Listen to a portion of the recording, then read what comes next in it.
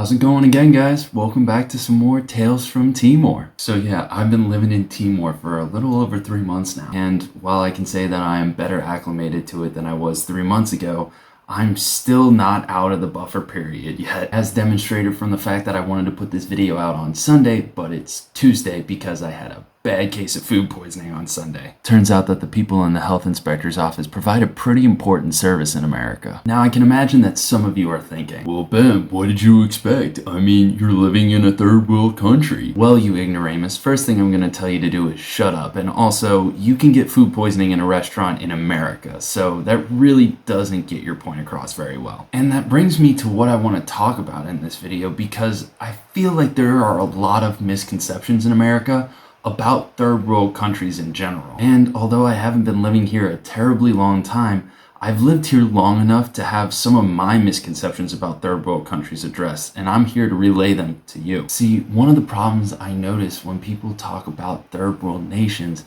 is that they view them as this sort of backwards country that needs this civilized hand to guide them to this path to becoming more civilized from other nations. And that type of viewpoint is wrong on so many levels, because not only is that viewpoint blatantly condescending, it also hints at this viewpoint that other first world countries like America, Germany, England are all on the right path somehow. Like, if only these countries could be more like America, then they'll be on this progress to enlightenment and world power.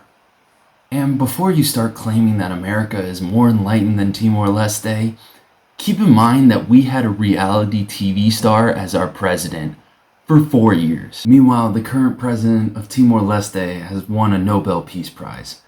I'm thinking they're on the right track. And that brings me to my next point, because when I came here, I didn't find this backwards country that was really struggling to survive. Instead, I found this culture that is incredibly robust and proud of its heritage and proud of all the things that it stands for. And they're not sitting around pining to be more like America. No, they're proud of who they are, and they should be, because where they're at is pretty great. And they're living in a culture that is just as deep and just as interesting as America's. And the one thing I've learned living here for the past 3 months is that there are a lot more similarities between people of different nations than there are really differences. I mean, I listened to my host sister, who's 17 years old, gush about Harry Styles with her friends for at least 15 minutes, and all I could think was, dang, this really is the same as America. But you never hear situations like that being covered on the news. I mean, no one's going to interview a teenager from Timor-Leste about Harry Styles. And that brings me to another point,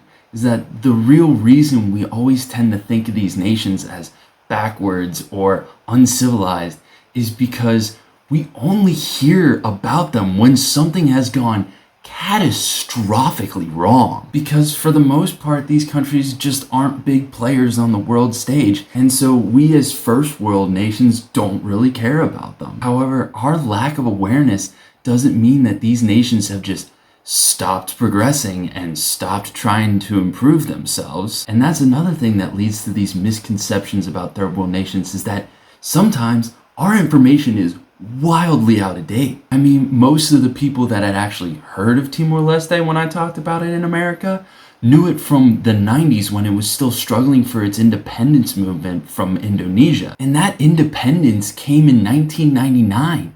So most people's knowledge about Timor-Leste dates back to when Red Hot Chili Peppers released the Californication album. And so that's part of the reason why I'm here, is because I want to learn a thing or two about a place that I've never been, and a place that not a whole lot of other people have been to either. Me and my friends have been talking about this, and when we get done here with our 2 years, we'll be one of few people in America who can actually speak Tattoon. However, there are plenty of people over here who speak English. And that's what's really interesting about being here, is the simple fact that I don't need to be here necessarily. However, this country wants me here because it wants to improve and it wants to get better. And that's why I'm here, to just lend a helping hand. And I guess that's really the point of this video today, is that don't be afraid to ask for help.